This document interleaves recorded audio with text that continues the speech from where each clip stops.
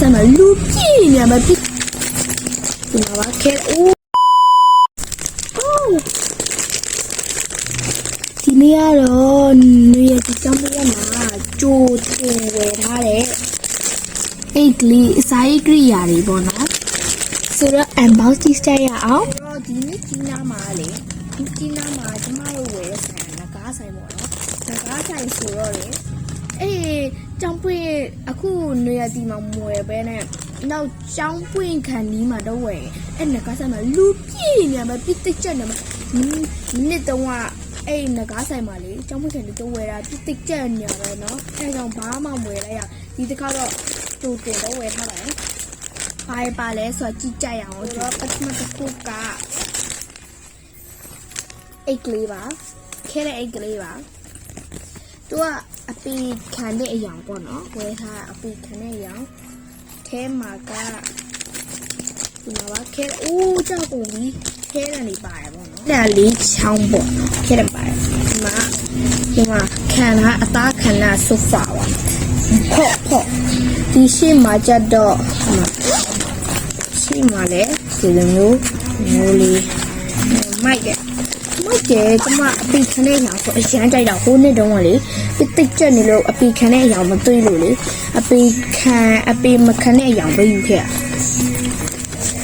ခုတော့ရပြီဒီခံတဲ့အရာမှာတော့ဒီအရာပေါ့နော်အစိမ်းရဲ့အပြာနက်ပြာအရာပေါ့နော်အဲ့နောက်တစ်ခုကပီတာပေါ့နော်ပီတာရောဒါအဲ့ငကားဆိုင်မှာဆို1000စဉ်းစားကြည့်လိုက်ရွာမှာဆိုရင်လေရွာမှာကိုတက်တဲ့ရွာမှာဆိုရင်900ပဲတစ်ချောင်း900ပဲပြအထူပေါ့နော်အထူလေးပါဒီတစ်စိတ်ပါတော့တော့ကတော့အိတ်ကလေးပါအရင်ဘေးအိတ်ရမ်းလွယ်ချင်တာပေါ့နော်ဘေးအိတ်အရမ်းလွယ်ချင်တယ်ဒီအခုတော့ဘေးအိတ်လွယ်ရပါပြီအရင်ကဒီလိုတိုးဖို့အိတ်ပဲဝင်နေရဆိုတော့ရှိုးနေပြီအခုကတော့စားတာကြည့်လိုက်ပါဦးချစ်စရာလေးဒီစမ်းမဒီစိတ်ကြတယ်ဟဲ့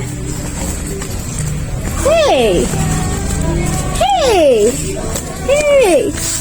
ဒီပါအောင်ရုံကလေးပေါ့နော်အသားရောင်ကျွန်တော်အသားရောင်ဆိုအရင်ကြိုက်တာမကြအိုးချစ်စရာလေးကျမနဲ့လိုက်တယ်နော်အိတ်ကလေးပါဘာပါလဲဆိုတော့ပြတော့အရှိမကြဒီလိုမျိုးလေးဒီလိုမျိုးရှိပါဒီမှာကြိုက်တာထည့်လို့ရတယ်မဟုတ်တေးရေဖြော်ရေကျမ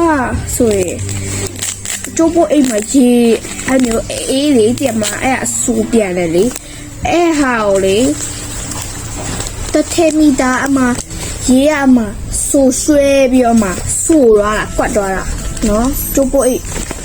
ဒီဟာတော့လုံးဝဖြစ်စေရမှာဘူးအဲ့ဒါရုံကလေးပြီးမှထည့်လို့ရပါတယ်ဒီလိုလေးပိတ်မှာပေါ့နော်ဟဲ့ချစ်စရာလေးကြိုက်လိုက်တာကြည့်လိုက်ဘာကတိကကြတယ်ပဲ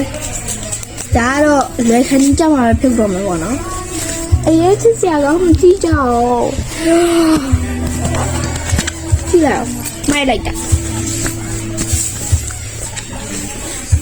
အနာကျတော့ပိုးတက်စီနဲ့လေဒီရဲ့အတိုင်းပဲလေမကတ်လည်းမသိကဲထည့်လိုက်ပါမယ်ပြန်ထည့်လိုက်ပါမယ်တက်ရဲရဲပေါ့နော်